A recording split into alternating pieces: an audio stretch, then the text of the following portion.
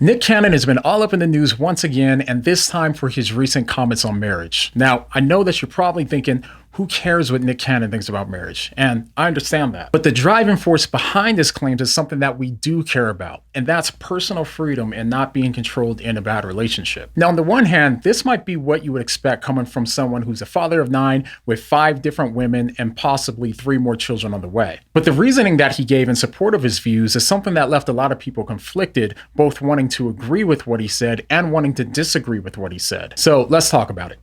In a recent interview, when he talked about marriage, he said, the idea that you're supposed to have this one person for the rest of your life, really, that's just a classified property when you think about it. When you go into that mindset, when we're really talking that talk, just the idea that a man should have one woman. We shouldn't have anything. I have no ownership over this person. If we're really talking about how to coexist and how we populate, it's about what exchange can we create together. So I've never really subscribed to that mentality. So as you just heard, Nick thinks that traditional marriage makes a woman property and it takes away a woman's freedom. I own you. Now, though he's mistaken on what people mean when they say that they have a spouse, let's just go ahead and leave that aside so we can get to the crux of his argument. If you pay attention to all of the things that he says, you'll notice how he frames everything in a way where he emphasizes the woman's choice in the matter. And this continued throughout the interview. Now, I want you to listen to how he frames his relationships with the different mothers of his children. I mean, I understand the institution of marriage and stuff, but if we go back to what that was about, that was the classified property. That was because a father gave another man his daughter for land.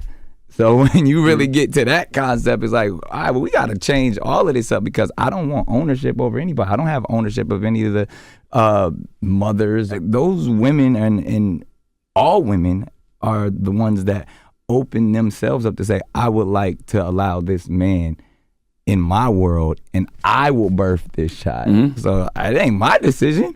I'm following suit. So he reinforces the point that because he's not married to these women, they're far more free to make the choices that they want. And in doing this, he implies that married women don't have the same freedoms that his baby mamas do. So in other words, his baby mamas are the lucky ones.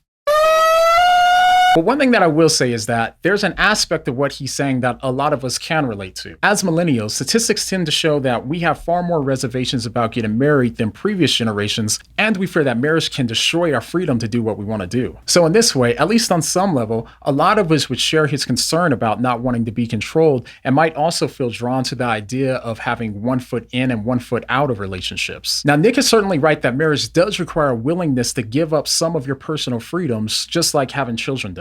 When we truly love someone, we do willingly choose to give up some of our freedoms for the other person and for the sake of our relationship with that person. So he's right in that by not marrying these women, this does in fact provide some freedoms that married people don't share. But this doesn't mean that it leads to more happiness or that it doesn't take away different freedoms. Why are you crying?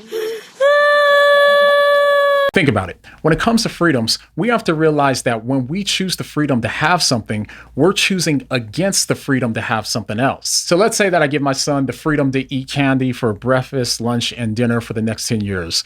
This is like a whole new school of child raising I'm doing. You give the kid options instead of orders, let him make the right decision. Now, in doing so, it would be true that he now has the freedom to eat as much candy as he wants. But by him eating more candy than healthy food, he wouldn't have all of the other freedoms that health can bring. And if he survived, then he wouldn't be free from the constraints that diabetes forces on someone. He wouldn't be able to physically participate in the other activities that the rest of the kids his age would be able to, and so on. Yeah, hope you're happy now. So now with that in mind, in a similar way, when Nick says that he's given these women the freedom of non-commitment, then we can ask, what are the freedoms that these women are giving up as a consequence? Now, I'm sure that there's many, but one that comes to mind is that they wouldn't be free from having to face the majority of the typical parenting issues without the father of their child physically present. Or stated another way, they might not be free from having to face the majority of the daily parenting obstacles all alone. Another thing that they're not free to have is the deep and intimate relationship with the father of their children that marriage can bring. In reality, we're most free when we have a deep and loving commitment like the one that marriage provides. For example, in a non-marriage relationship, it's easy for someone to leave you whenever they start to feel like you're not making them happy anymore, or if they believe that they found someone better. In these type of relationships, at some level, we know that we aren't free to be our most authentic selves, and we know that they could pretty easily leave us at any time. And it's because of this that we have to hide certain parts of ourselves out of fear of losing that person, and we only want them to see our best face, both figuratively and literally.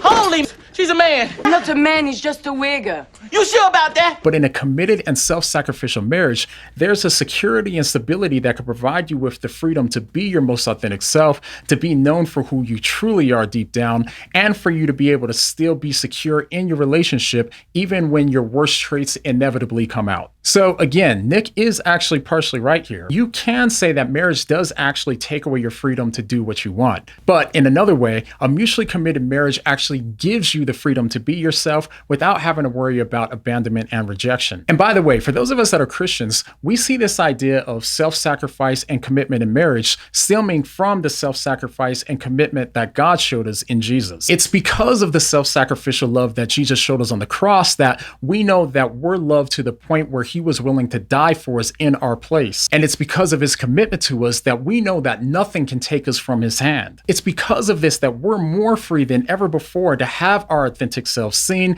and to be loved and wholly accepted because of God's eternal commitment to us. So with all that being said, even though Nick thinks that marriage is an institution that deprives women of freedom, in my view, a committed marriage actually opens a woman up to a host of other greater freedoms. It's true that these women that Nick has children with are free from the commitment of marriage, but as a consequence, both the children and Nick aren't free to have the stability needed in order to develop the deepest connections that only a vulnerable, committed, and monogamous marriage can bring for them and for their children. But Will Smith doesn't agree with me on this, and he thinks that having an open marriage is actually more loving than a monogamous one. Go ahead and click here to see where we disagree and why I think that he's a little mistaken about that. But the next time someone tells you that marriage takes away your freedom, what are you going to say?